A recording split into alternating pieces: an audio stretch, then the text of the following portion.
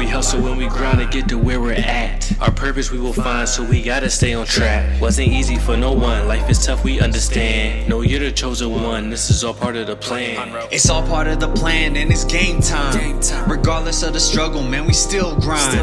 Always motivated, hustle, so we all rise. Minority Report, future bright, so we all shine. Let's go. All I ever wanted was my dream. Like you wanted ever what it seems. I want the life you better hustle, hard. You tell me I can do it, I go hard. And they gon' know I did it from the start. You want it all, you gotta hustle.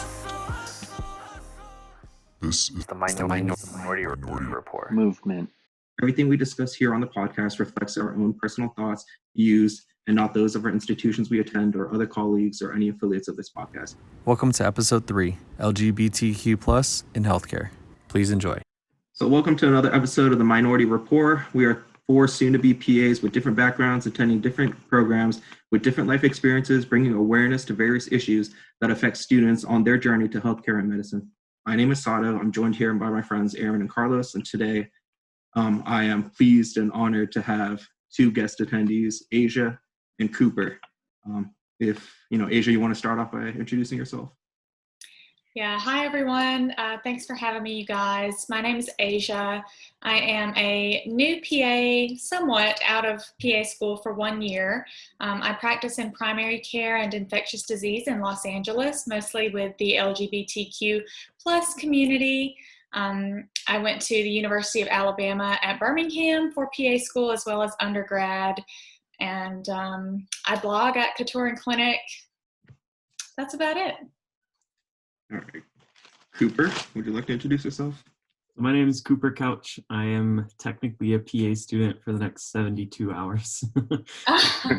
But I'm originally from Oklahoma, and I'll try really hard not to code switch into my Southern accent. Hey, there's nothing wrong with those.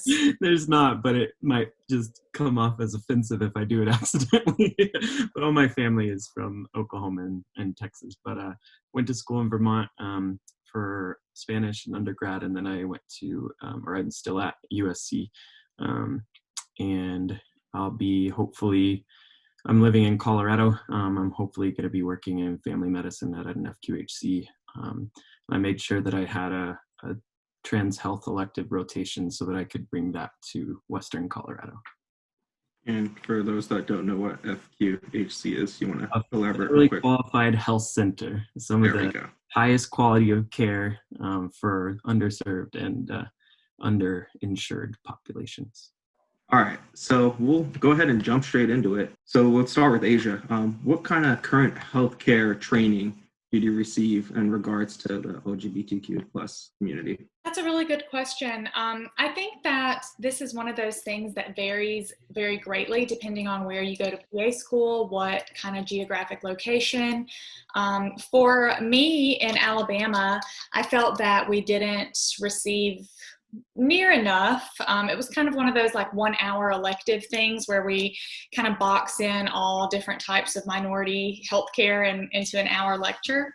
But I do hear from other places that, they are having the opportunity for trans healthcare electives, like Cooper said, and are really taking time to dig into those special issues. But for me, I feel like it was really lacking. I know I would venture as far as to say the majority of medical programs, particularly in the Southeast, have a long way to go before they're really inclusive regarding sexual orientation and gender.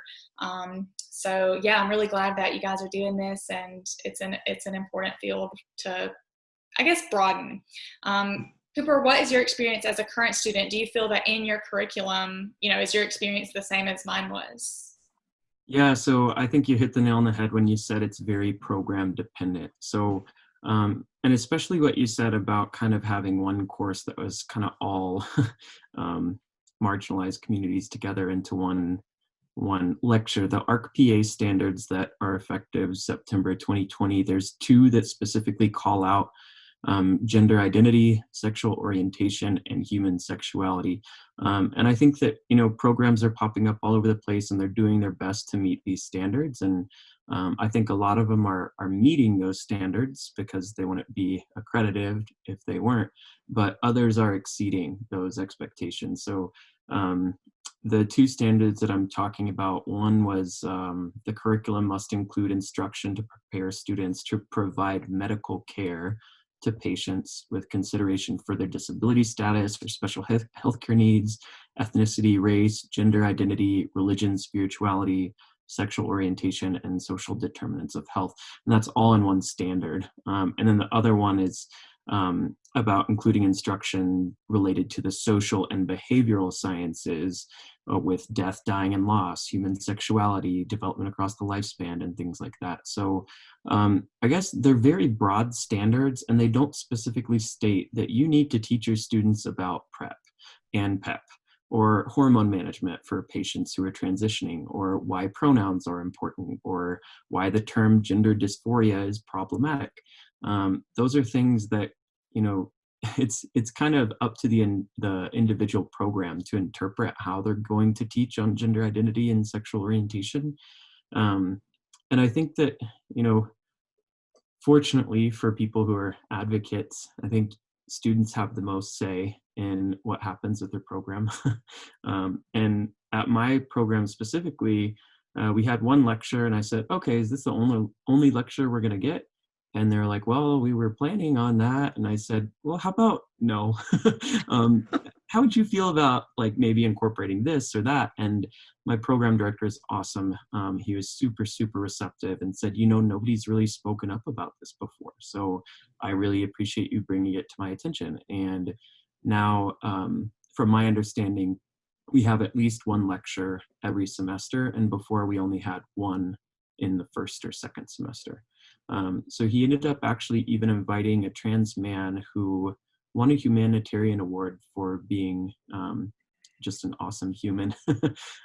His name is Joseph Burwell, and he flew him out from Phoenix, Arizona to come teach us about trans health my third semester.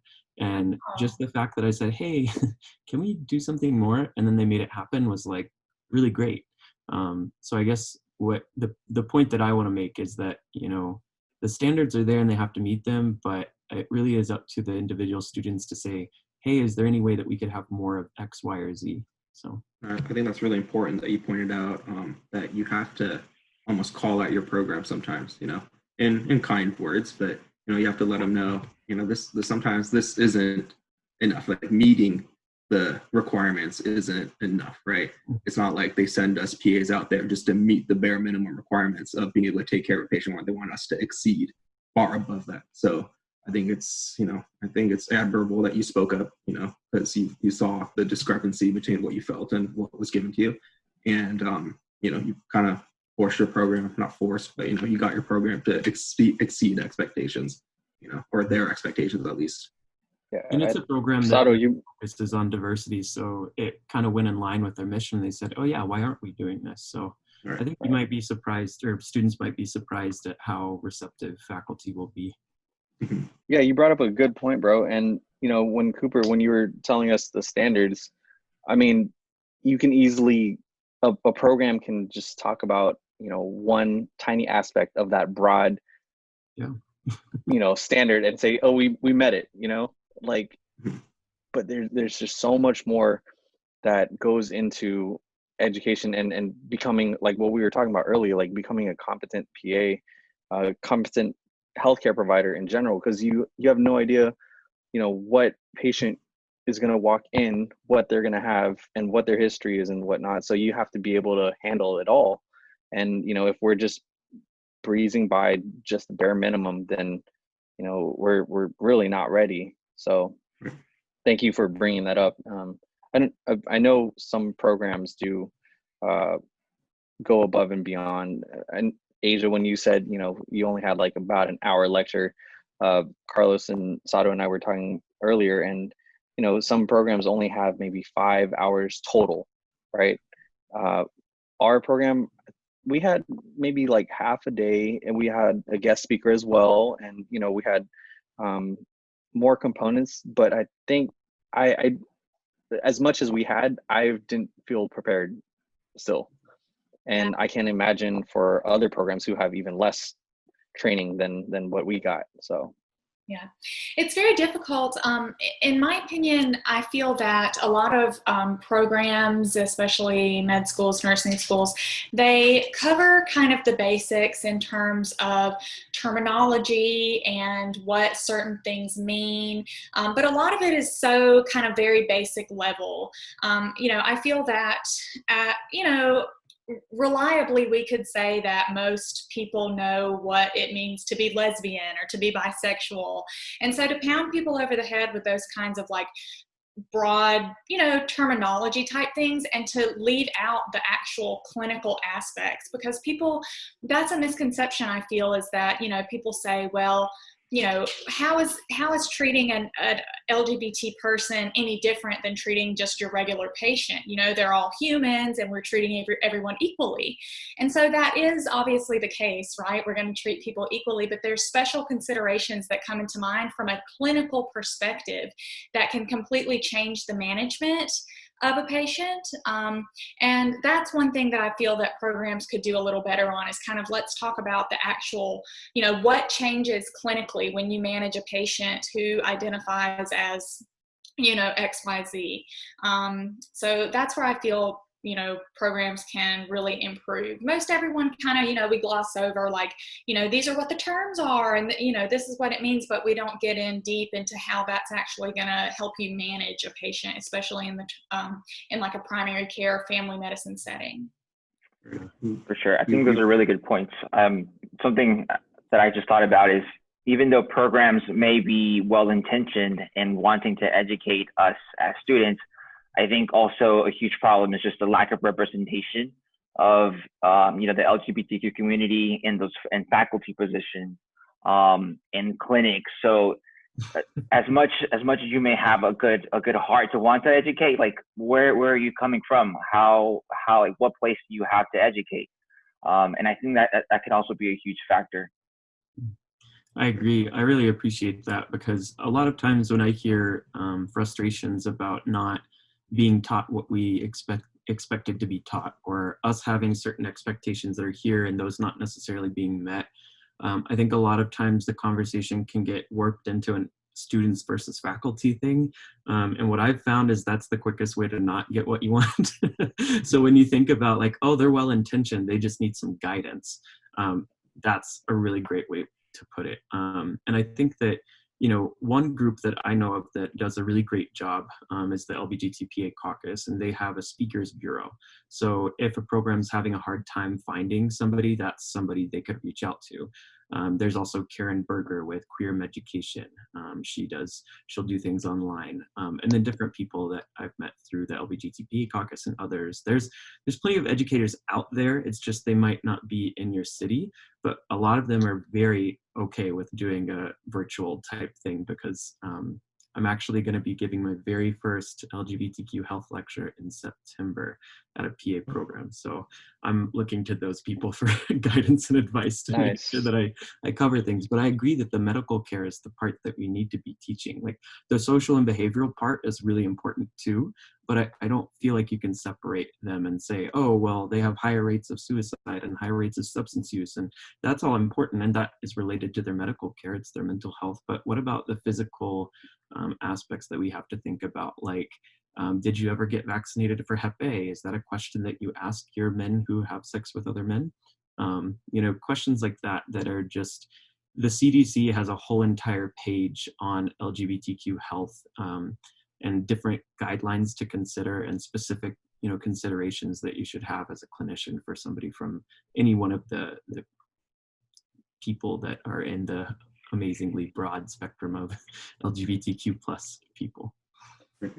I think it's like important, like everyone's it's talking awesome about. that you brought up sorry. No, go ahead. You go first, sir. Just real quick, we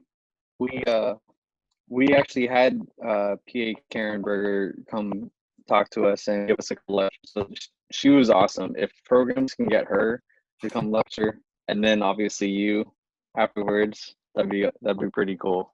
Cooper, they were just asking who was the guy that that spoke to your school. Joseph Burwell with Peacework Medical. And he and I are really tight, so let me know. I actually went down and volunteered. He has a free clinic for people who are trans who are not able to get healthcare because of their documentation status. And every month he does hormone refills and does medical care for trans Latinx, mostly trans women, but also trans men. And I went down and volunteered and stayed at his place because he didn't want me to have to pay for Airbnb, and they have their own little like guest house and everything. He was super nice. So That's awesome. Yeah, I was saying, it's, if we're not educated on it, if our programs aren't taking the initiative to teach us about it, then there's really no way for us to actually learn it, right? It's kind of like, it can be frustrating, but a lot of these, we never got taught about the LGBTQ plus community growing up. There was a lot of terms that we used to use. I used to use personally growing up as a child, that was never frowned upon. It was almost part of society, right? And no one ever told me it was wrong, right? So then you never grow up knowing that it's wrong. It's not until, college, further education, grad school, stuff like that, where you finally realize, wow, how ignorant was I to, use terms like that. And it's frustrating when you hear people still use it, And so it's easy to feel, ashamed that you don't know about something. But honestly, if you're never taught something, you won't know it, right? So you don't have to feel ashamed about not knowing, but you should feel ashamed if you're ignorant enough not to learn it, because there's enough of a movement going on now. There's enough resource out there. There's enough people that are out there that are willing to teach you about it, right? For you not to want to take the initiative and educate yourself on it. And I think that's just important. Caitlin in our chat said that another issue is that LGBT health is still often taught as an other that needs its own lecture. And I'd love to see more lecturers be aware of their heteronormative language. And I think this is such a good point. There's this quote that I love that's like, no one would have to come out if it wasn't assumed that we were all straight. And so, yeah, I think that's a really good point.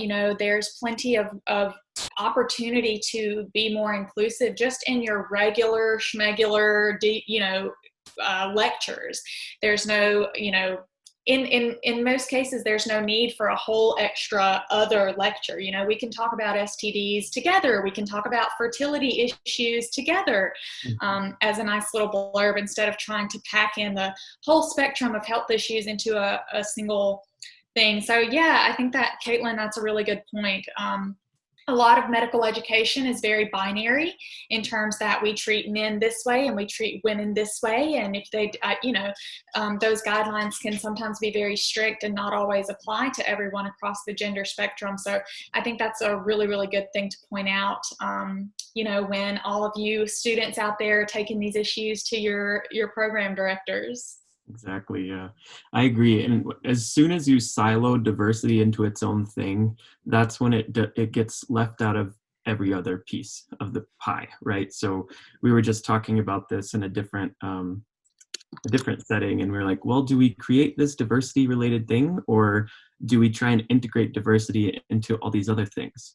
And it was like, oh yeah, actually, let's do that. That sounds better, because we're not going to silo it or anything. But, perfect example is some programs will try, and, like you said, Carlos, well-intentioned, but it'll always be the gay man who's African-American with HIV and, I don't know, it's just always a stereotype type thing. Or they'll say he's a gay man, but they don't say what his behaviors are. So you assume if he's gay, he probably also has anal receptive sex. You can't assume that about a gay man. There's just a lot of assumptions that are made when you don't have somebody from that community educating. So I can see how challenging it would be to make sure every single lecturer was able to incorporate that in. But I think it would be a great way to kind of start a conversation and maybe educate them in the process. And to be honest, I was that one who always raised my hand and was like, how would this affect our trans community? From like the endo perspective, when we're talking about those, I'm like, if they're taking this, how does that work? And it's a question that they've probably never been asked, and a lot of them don't know the answer. So And a topic that could be covered in pharmacology, but isn't. Same with PrEP and PEP. And I'm so sorry, my dog is barking.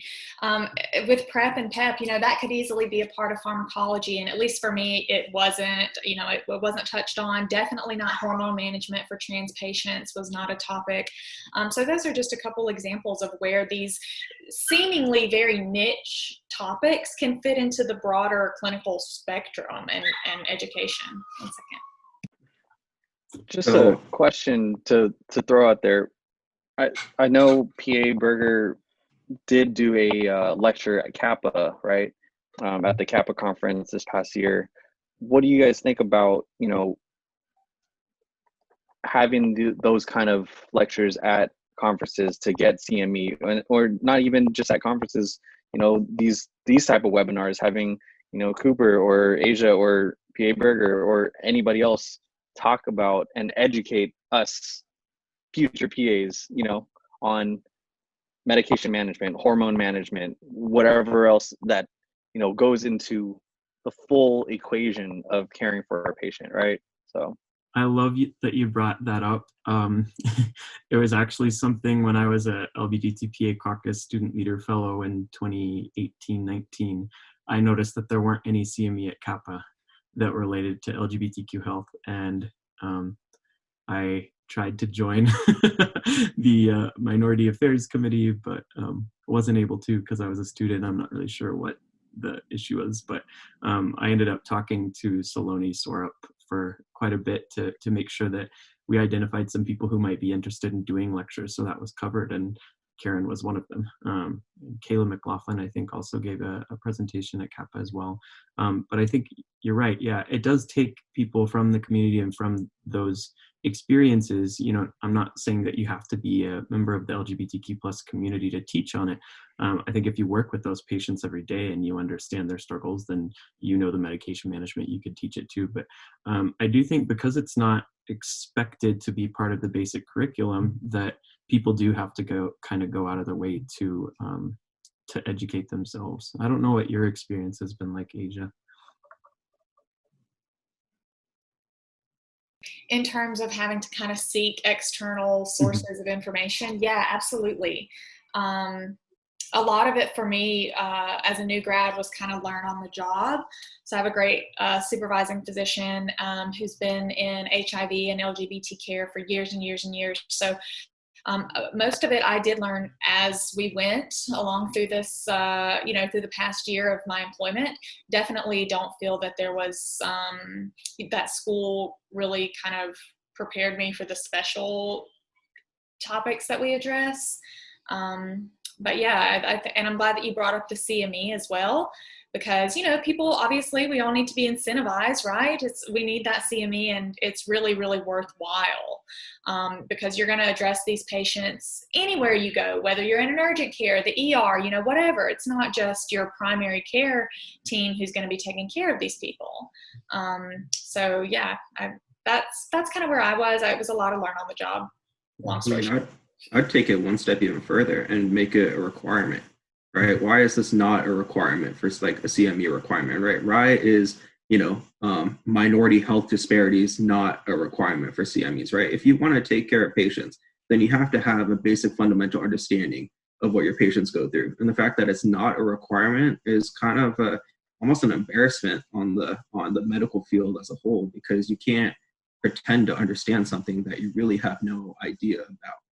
Yeah. And I think too, just, across the country, it's so different, practicing in Los Angeles and West Hollywood versus rural Alabama, where I'm from.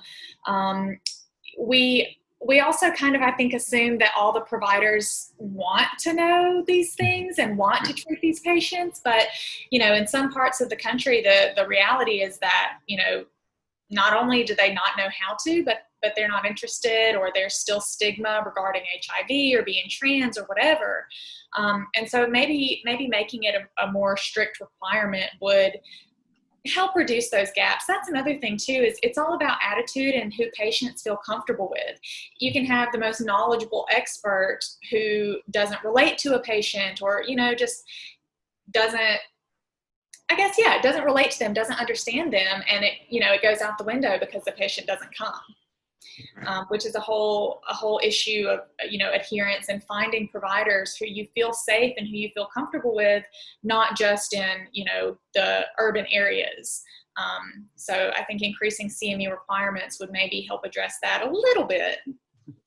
The one thing I did want to mention that came up in the chat that I was going to segue into with the CME piece was that the LGBTPA caucus did just have a Pride and PA practice event that was online on Saturday, and it was really great. I didn't get to attend all of it because our internet went out, and I was without internet until 11 p.m., which was just as horrible to miss the event, but also to not have Netflix or any study material. And was there CME or no? Yeah, there was CME. So it's CME. And I know that they're working on trying to get some of those presentations onto their website. For members, it was a free event. For non-members, I believe it was $75. But I will say that every year at the annual conference, the LGBTPA caucus shows up big time. So there are plenty of CME opportunities at the national conference. I think the state chapters are the ones that might not have as many people to educate on that topic. It might not be, we don't really have state LGBT associations. We kind of just have the national, but it takes those members that live in those states saying, hey, we need to make sure this happens at our state conference too. And even if it's just one lecture, a lot of times you sign up for these conferences and you're kind of stuck there all day, right? Like there might be one little block where it's like, oh, none of those really seem interesting. I'll go to the LGBT one. And then they show up and they're like, oh, wow, actually I learned a lot. I'm really glad I went here. So even if they don't necessarily want to at conferences, sometimes they end up getting exposed to it. And I find a lot of times with like LGBT events and education events, a lot of times it's like, you're preaching to the choir, like the people who come are the people who already know all this stuff. And so, that's kind of funny. But yeah, there is a lot to be learned. And I've had that exact same experience where people come because, they didn't have anything else to do, but ended up learning more than they expected to. Yeah. There's a good question in the chat. It says, does anyone fear being looked down upon or discriminated against having LGBTQ experience on your application or being LGBTQ when applying to PA school? Yeah, again, I think, it depends so much on where you're going. I'd like to think that schools are very open-minded now and that having LGBTQ students is like a good thing.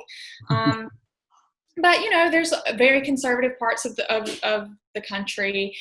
I personally did not have any sort of identifying information regarding my sexual orientation on applications. I didn't highlight like the volunteer work and stuff that I had done, and just kind of relied on academics and things that I considered to be safe, which, looking back on, I feel kind of bad about. So I did have that fear a little bit, and did at my rotations, people, I can't tell you how many times people would say to me like, oh, don't worry, like we're going to find you a husband and all this kind of stuff. And I would just kind of be like, yeah, like love that. Now let's close up this heart type thing.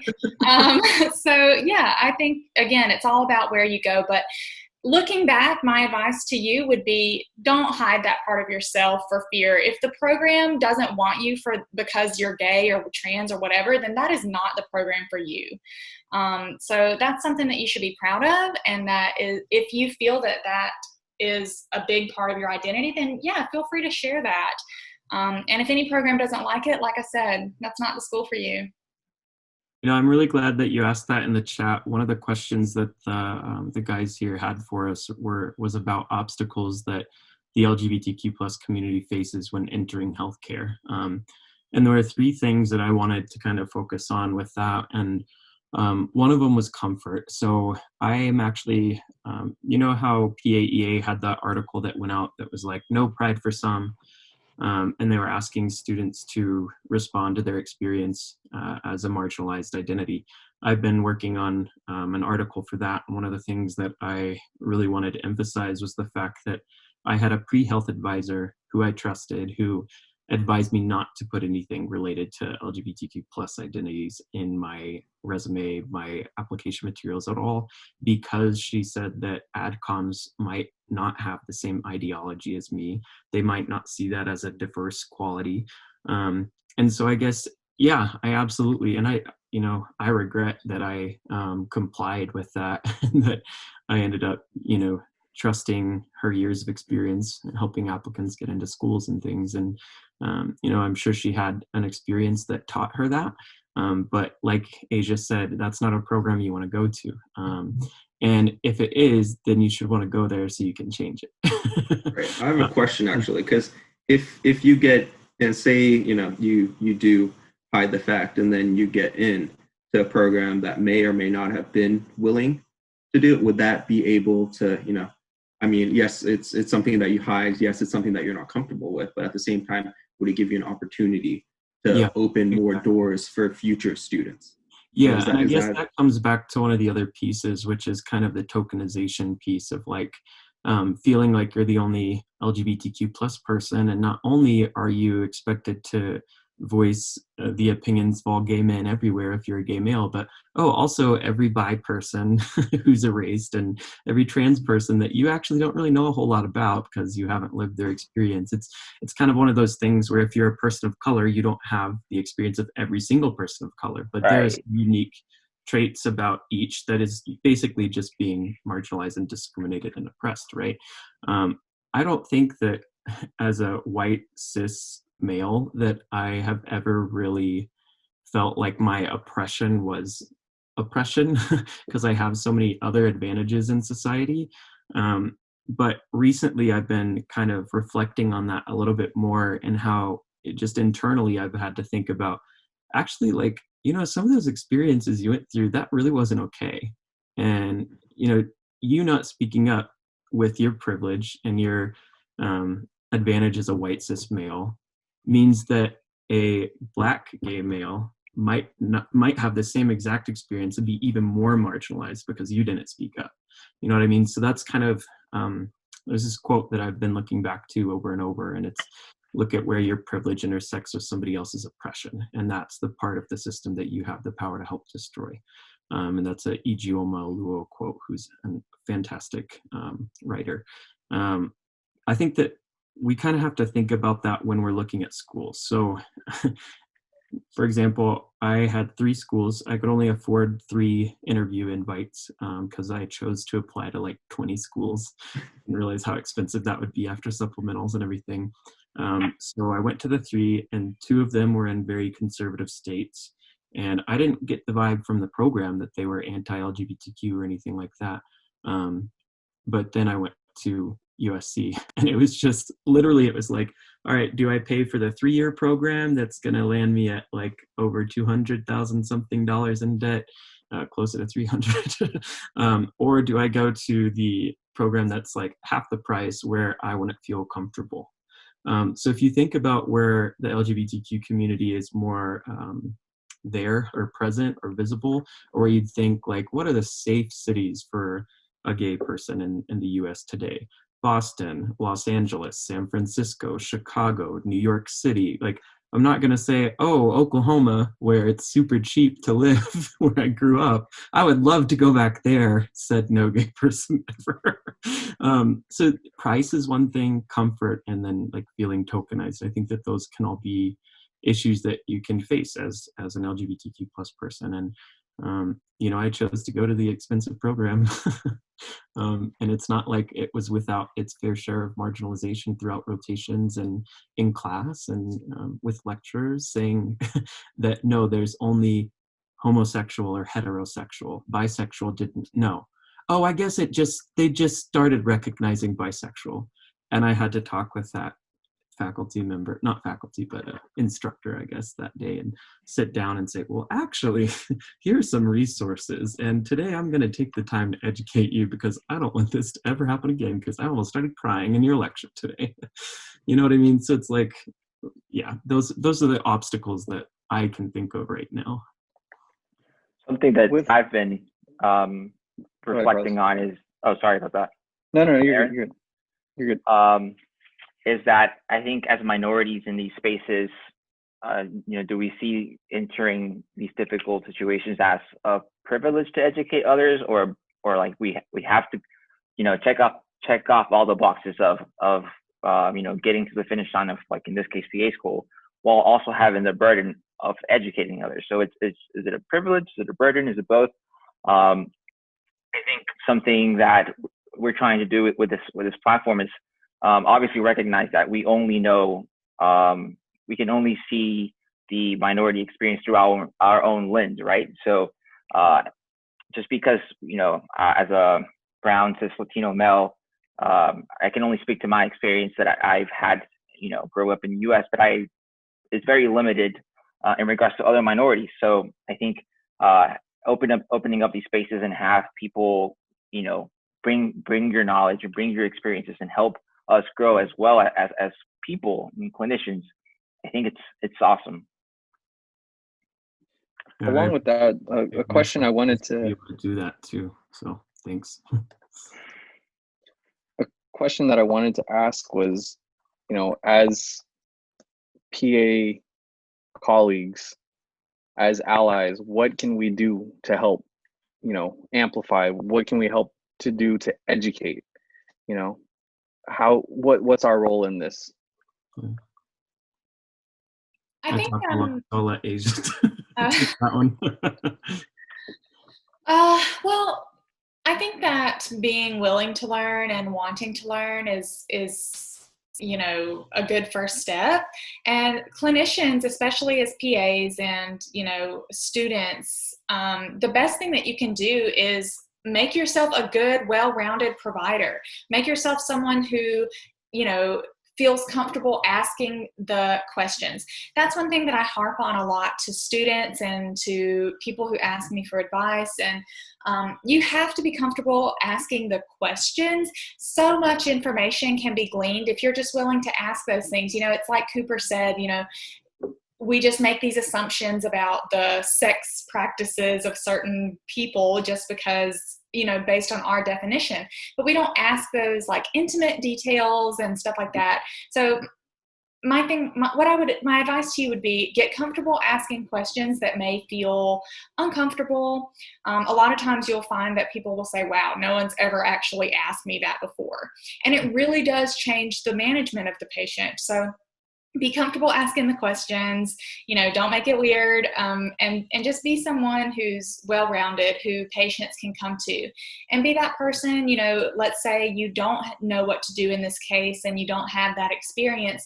Feel comfortable being honest and just saying, this is not within my scope, or this is not something I have enough experience on to adequately advise you, and surround yourself with people who can, make that network of people who you can say, this is out of my league and I don't know. That's fine, as long as you can refer your patient to someone who can, and who can do it respectfully and comfortably.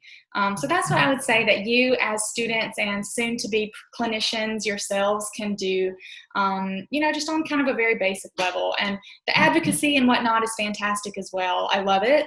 But I would really focus on yourself and your clinical and interpersonal skills, because it's going to be you out there interacting with these people, which can be very different than, legislation and CME. I appreciate that you focus on the individual, because I do think that we all have that responsibility as clinicians to do the best by our patients. It's the do no harm principle, right? Non-maleficence and beneficence and all the good words that we have to say in the PA oath that some of us take very seriously and others are like, I need a paycheck.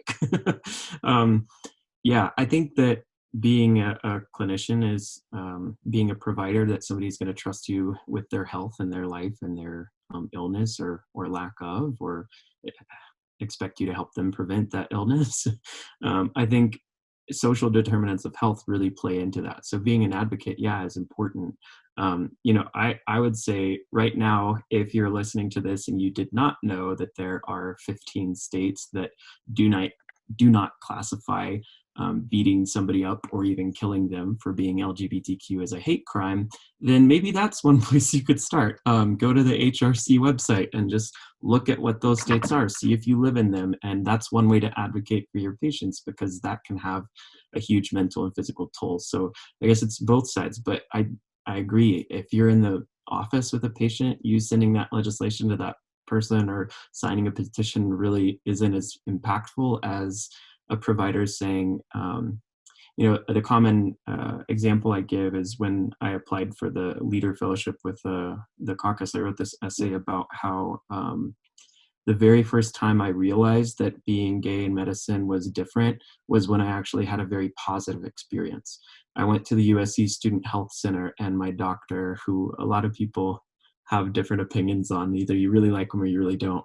I showed up and he asked, he was asking me like the full like H&P type questions. And when it came to sex, I said, I responded, and I usually out myself by saying, well, my boyfriend, because my fiance isn't a gendered term. So sometimes I'll even call Marty, my fiance, my husband, or my soon-to-be husband, so that I'm kind of like outing myself so that the provider kind of knows. But with him, I was, my boyfriend lives in a different state, so I'm not sexually active right now. And then he, without even flinching or like even changing and like his demeanor, his body language, he said, okay, and started asking me all the appropriate sexual health history questions. So I want to put one of you guys on the spot real quick if I can. How would you ask somebody about their sexual history in practice? Like if you go into a patient's room and they're there for an STI screening, what are some of the questions you're going to ask? Would ask if they, one, are sexually active, two, with one or multiple partners, the type of sexual intercourse, oral, anal, vaginal, and the gender of their partner, right? Male, female, or both, right? So one thing that I think is a very common thing to be taught in PA school is, are you sexually active? Great. How many partners? Men, women, or both is a question that I always am like, oh, I don't know how I feel about that question, because does it matter whether I have sexual relations with men, women, or both, or does it matter more from a biological standpoint or an STI standpoint to ask about what types of behaviors I have? So with penises, vaginas, oral, anal, receptive, insertive, not insertive, toys, no toys, like all these kinds of things that you could really ask quite a few questions, and just asking them as if they're normal makes it normal for the patient. You know what I mean? So if you say, okay, and what touches what? That's a question that I've heard somebody use, and I'm like, oh, that's a great point. They might be uncomfortable sharing it with you, but if they kind of hesitate, then you start giving examples and they'll say yes, no, instead of kind of offering information. So I guess that's one thing. I'm not going to go into like a sexual history taking 101 right now, because I don't think I'm necessarily super qualified, but I will tell you that I connected with people from the LGBTPA caucus, John Baker, Yvette Marie, who's on Instagram. John Baker's Rectal Rockstar, if you haven't seen him around, he's very active on Instagram. And then Joshua Oppenheim, they all gave me some tips and examples, because what if they're with the non-binary patient, or not patient, but partner, and they're not men, women, or both? It kind of changes it from being heteronormative or a binary based question to more of a like physiologic question. Got it. Thank you for enlightening us right there and for putting us on the spot. No problem. Yeah, I love that. I've also heard the same, what touches what. It's also it's even like a nice icebreaker for the patient, like instead of you being like, okay, like, do you have a penis? Where does it go? Type thing. It's just more comfortable. So I love that question. I've heard it a lot too. It's always received well, at least in my experience. Because that's a good question. That's a good point. We're always taught men, women, or both. But as we know, some people identify as neither men nor women, and patients really appreciate it when they're given, they don't have to go into this explanation of their partner's anatomy, right? Did you say sexplanation? I didn't. That's a good term, though. But I should have just said yes, because that's what it was. Yeah, Cool. Yeah, the other thing that I wanted to make clear was that, assuming gender and orientation is something that people do. So assuming somebody's gender just by how they're presenting, a way around that would be if you suspect or even if you don't suspect, assumptions are always best to be cast aside. But if you're in a practice where you feel comfortable walking in and saying, "Hi, my name's Cooper, I'm the PA, taking care of you today. My pronouns are he, him, his. How can I help you?" Just hearing that you shared your pronouns is a way for them to feel, if they are non-binary or they are questioning their gender, that you are one of those providers that will be open to that kind of thing. And I know it's a super simple. You don't have to say, "Hi, I'm a gay man, so I get your experience." No, you say, that would be actually the worst thing to say. Don't do that. But just saying, like, "My pronouns are he, him. How can I help you?" And then that kind of, without having to wear a rainbow pin or having a flag on your door or anything like that.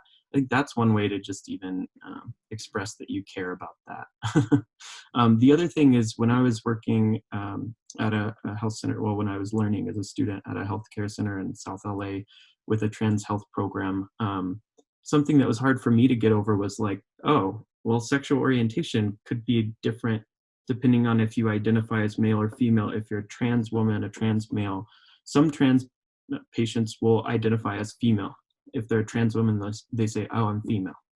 And others will say, "I'm a trans woman." So, and then you ask, okay, well, then what would that make their sexual orientation? If depending on who they're sleeping with. And it's always best to ask because you can't assume that if they're a trans woman who's had gender confirmation surgery, in the sense that they now have a neo vagina and they've had their phallus taken off, then you can't assume that if they're having sex with partners who have penises, that means that they're gay or straight or bisexual, or, you know what I mean? So it's always good to just, instead of like using terms that kind of identify people in different boxes and categories, it's best just to kind of ask, like, from a more general, broad, rather than, "What's your sexual orientation?" So I don't know, because sometimes it doesn't give you the answers that you want. What are examples of what providers have done for you, or how they approached, like, what they've said that made you feel more comfortable, or uncomfortable for that matter, when you were the patient? Because it kind of flips the role around, because you're no longer the provider, you're the patient. So what have they done or have not done that, made you feel more comfortable or uncomfortable? In terms of things that providers a lot do to women specifically, or people who they assume identify as women, one thing that happened to me a lot, to the point that I even took the prescription home, is, before leading with any questions regarding sexual orientation or whatnot, is the question, "Are you on birth control?" No. "Oh, here comes the pamphlet on the IUD and everything else." And it's gotten to the point, we obviously encourage patients who are not seeking to be pregnant to be on birth control. That's just something that people are taught, and it doesn't necessarily make you a bad provider. But I can't tell you how many times I took home the prescription for birth control. I'm like, "Oh yeah, yeah, this is great, thanks." Just because I didn't really feel comfortable enough to explain why I didn't need it. So that's something to be aware of with female identified patients is that whole kind of contraception talk and finding out if it's even necessary. So that's something that has happened to me over and over that I felt very negatively about.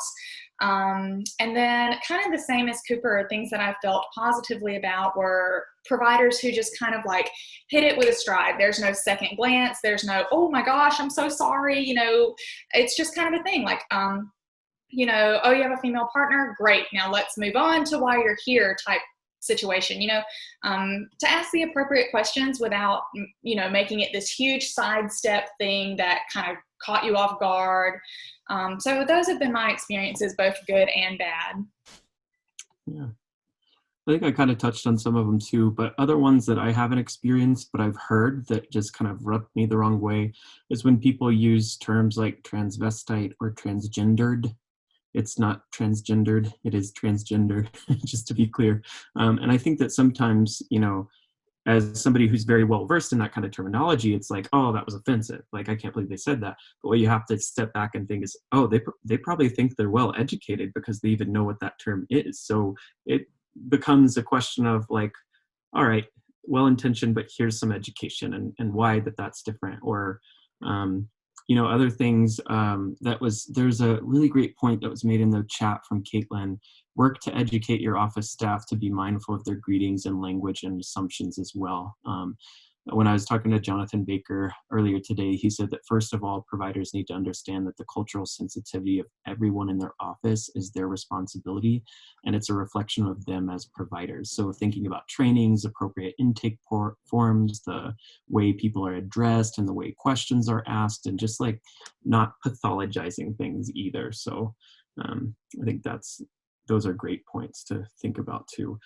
One other thing that's important from like a sexual health perspective, that's not just LGBTQ plus, but literally anybody who has sex. When you're doing gonorrhea and chlamydia testing, the CDC recommendation is to do a swab where there is contact. So whether it's oral, rectal, anal, vaginal, I think that's a very important thing that I have seen get missed. Just assuming that somebody practices one way and then tell them to like put a swab up their butt. It's like, well, nothing's been up there, so like, I don't know why I have to do this. But if you had just asked a detailed sexual history, then you know what swab needs to be done where. Or entirely leaving it out and making the patient ask for the butt swab. That's arguably worse. Yeah, that too, yeah. The other thing to think about is that sometimes you might be the first person that they come out to. When I was living in Oklahoma, I had sexual contact for the first time, and I went to a doctor because I was super scared that I was going to get AIDS. Because growing up in Oklahoma, that's just what's drilled into my mind is, gay people get AIDS and then they die. And that's a really horrible thing. Nobody should take that as truth. That's just what I grew up hearing and being told. And so when I went to my healthcare provider, they were literally the very first time I'd ever come out to anybody. And I didn't even say that I was gay because the words like kind of come out of my mouth, no pun intended. But yeah, just think about that and kind of respect that space. And again, just don't make assumptions, just, ask questions. So like, for example, if they say that they have a male partner, don't just assume that they have sex with that male partner. Everybody's on a different journey and has different backgrounds and different beliefs and is in a different spot with their queerness or their gayness or whatever they want to term it. And it's just important to recognize that and just always test your assumptions. Gina says in the chat, something I think about when it comes to LGBT medicine training in PA school is that homophobia from other students might surface. Is this something you've seen, and do you have any advice on addressing it? Opportunity versus... Okay. This is a good question. And I think that everyone to some degree in a group setting with these people that you're going to be with for the next, few years, there's a little bit of anxiety. Maybe, who knows? Some people might not experience that. I did a little bit, but I found that it really wasn't like interpersonally between me and my classmates. I never felt that they discriminated against me, that they had any issue with me whatsoever. But I did have experiences kind of like what Cooper said, people just using terminology that they don't understand or that they don't understand is offensive, like, transvestite or that kind of thing, and so at that point, it's up to you. I don't think that anyone, especially a student, should have to put the burden of educating their classmate on themselves. You're there to learn as well. And if you kind of have that emotional labor in it within you to educate your classmate, then, good for you. But I hope that if this does come up, that you don't feel that it's your obligation to, just because you possess the knowledge, right?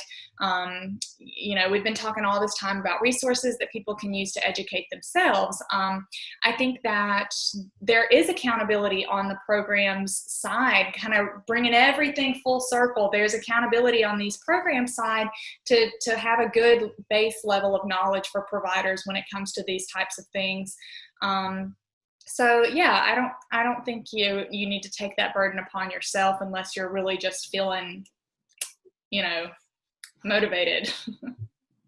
I think one thing that I want to point out is that sexual orientation and gender identity are Title IX protected identities. So if you ever did experience homophobia, your university is likely required to do something about that.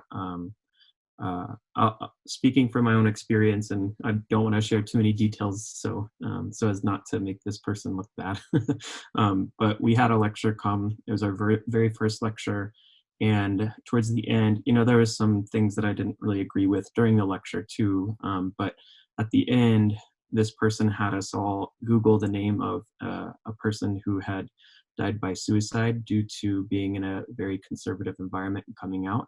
And for somebody who had a very similar experience to that, having the whole class be quiet and us all type this person's name and press enter and then read it was very shocking and upsetting for me. It was like pretty traumatizing, and I just started like bawling. And it was like whether or not I'd told anybody if I was gay, it was pretty obvious at that point. But that's actually what led me to having a longer conversation with my program director about it and ways that maybe we could support the LGBTQ community better. And what he told me was, I actually used to give out the Rainbow Caduceus pens. And last year, I forgot that. And I'm kicking myself now because I shared with him that there were people in the classes above me that never felt comfortable coming out of the program. And I'm sitting here like, why not? Like, we have a great program. What are you talking about? And there were just like slide comments here and there from people in different situations that just made them feel uncomfortable. And so bringing that to his attention, he made sure that at our white coat ceremony at the graduation for the next class, everybody got a Rainbow Caduceus pen. And that was extremely powerful for me. So I think that if you see homophobia, there are multiple ways that you can address it. Just going to somebody you trust is the most important thing. And then I did want to touch on the question about the LGBTQ plus rotation. I actively sought that one out, but there was actually other students. I actually think I saw one of them who's here on Zoom with us today. Yeah, I think she's still there. We had one with APLA Health, and then the Trans Health Program one I set up on my own, literally by cold messaging some people who worked at that clinic on LinkedIn that had gone to my program. And then the other one, a student we had a surgery rotation at the site, and she found out that there was a guy that did gender confirmation surgeries, and she was able to make it so that she was with him once a week. And then I told my clinical faculty, like, I really, really, really want to do that one. So it ended up happening, but it depends on the program, super program dependent, and your area. Cause like I'm in LA, so another reason I wanted to come here, cause I'm not going to get this kind of experience in Western Colorado where I'm going to be practicing. So. Okay, so how would you approach a fellow classmate or a faculty member, or is more a classmate, when they do say something that may be insensitive or not aligned well with your values? Because not to have a long story, but like recently I posted something, and I used some frustrated terminology for the physician assistant Facebook group who was blocking out, deleting all the BLM posts and stuff like that, and I said that they were disgusting. And rather than being outraged over the fact that there was a physician assistant group that was actively deleting BLM posts, they were upset at the fact that I used, I said they were disgusting. That was basically what was the problem. And I was told that I needed to check myself for my aggression. And I tried to have this conversation with said individual, and I think I messaged that person like 3 days ago. It says read, and we had like a little conversation. They're like, "Oh, this isn't my conversation to have. I shouldn't have said anything." But in reality, this is the conversation we need to have, right? Because it's a dialogue. If you never approach me about it, or if I never approach you about it, then you're never going to learn, right? Mm-hmm. So you're going to be blissfully unaware, I guess, in your eyes, right? And so, how do you have this conversation? Some people just want to just be like, "Oh, this isn't my conversation to have. Therefore, I'm just going to stay quiet." And that, in my eyes, that's just pure ignorance and neglect. So. I think when it comes to somebody making a homophobic comment that's your classmate, whether or not you're part of that community, if you found it, it's kind of like the see something, say something, like the green dot type trainings. I've never actually done a green dot training, so if you have, please let me know if it's awesome and if I should do it. Yeah. But yeah, it's like that bystander intervention type thing. So if you hear something that's right, say, hey man, that's not right, or hey y'all, maybe not use a gender term, and just, say that's really not right. If, I understand you might have this ideology or whatever, but it's not okay to discriminate against somebody like that, whether it's in a public setting or what. But I've always found that the easiest way to actually make substantial change was what I did with that instructor at the end of the class, rather than, when I raised my hand and corrected politely by asking a question rather than saying, no, you're wrong, this is the right answer. It was kind of like oh, well, what about these people? Kind of trying to see where their knowledge base was on the topic. And then when I realized it was not a battle worth fighting, I had classmates eyeing me like, oh gosh, what's he gonna say? What's he gonna do? He could get really mad right now. And I'm just like, get out my messenger and just start typing my anger and frustration to other people so that I would be able to kind of maintain it when I approached this instructor, to let them know like, hey, like, this is what I heard, and I just wanted to kind of get a better understanding of where you're coming from. And if you come at it from like help me understand rather than let me teach you, then usually the it's better received. Well, that day I wasn't having a bad day, so I felt like I had the energy to do it. But if you'd asked me on that other day when I left the room like crying and went home, probably wouldn't have had the time or energy to to teach that person. So I think we kind of like, I think anybody in my class could have had that same conversation, and I could have said, hey, Maria, like, would you feel okay talking to this person about that? And I would have been able to like ease the burden, and that's where I get an ally of my community to do the work for me, who's happy to do it. Time for this week's Minority Report Pearls. These are valuable tips from the Minority Rapport Movement that are relevant to this episode's topic of discussion. Today's pearl is don't be ashamed at not knowing something that you were never taught. There's no way for you to ever know, if you're never taught it, but don't be ignorant enough to not educate yourself on the matter. And I think Cooper and Asia, you definitely, reflected on that. You definitely educated myself, or me personally. And I learned a lot about, what words not to use, how to phrase things. It's certain things that I wasn't really taught, or I never retained. Even if I was taught it, I didn't retain it, which is equally as bad. But, it's something that takes a while sometimes to, learn and remember.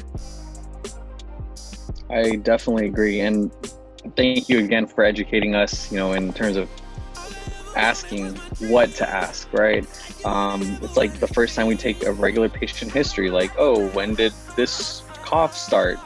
So the more we prime ourselves to ask these kind of questions, to get ourselves uncomfortable so that we can be comfortable and so we can have our patients be comfortable, I think that goes a long way. And so thank you again so much for, educating us and to make sure that we're not going to be ignorant about it. And, we'll continue to practice the way that you want us to practice too. So. Yeah, well, thank you. Yeah, as he said, I'm gonna go grab dinner. But thank you so much for having me. I love what you guys are doing. This was really fun. To anyone who's watching, if you have more specific questions for me, at any time, feel free to shoot me a message on Instagram, or I have an email link on there as well. I'm always happy to talk about these things and answer kind of the more specific questions if you have them. So yeah, thank you guys so much. Thank you. And I know that Cooper wrote down your handle in the chat, but for the actual podcast, if you just want to go ahead and say your Instagram handle of where they can find you. Yeah, so you can follow me on Instagram at Couture and Clinic, and I also blog with the same handle, coutureandclinic.com. And the same goes for me. Thank you so much for having us. I really appreciate you offering this space during this month, and we've made Pride Month more about Black Lives Matter than anything. So I can't get off of this podcast without saying those words. Pride Month was started by a riot by a transgender Black woman in New York City at Stonewall. So my rights wouldn't exist if it weren't for Black lives. So just have to throw that out there. But if you have questions about anything related to LGBTQ plus community, or if you want me to connect you with others, my Instagram handle is @CooperTCouch. And I would defer to @RectalRockstar for literally anything related to anorectal health for sure. Hi, happy Pride, everyone. My name is Sato, and you can reach me on Instagram at hardworkpayoff29. My name is Carlos Cano, and you can reach me on Instagram at thefit.pa.s.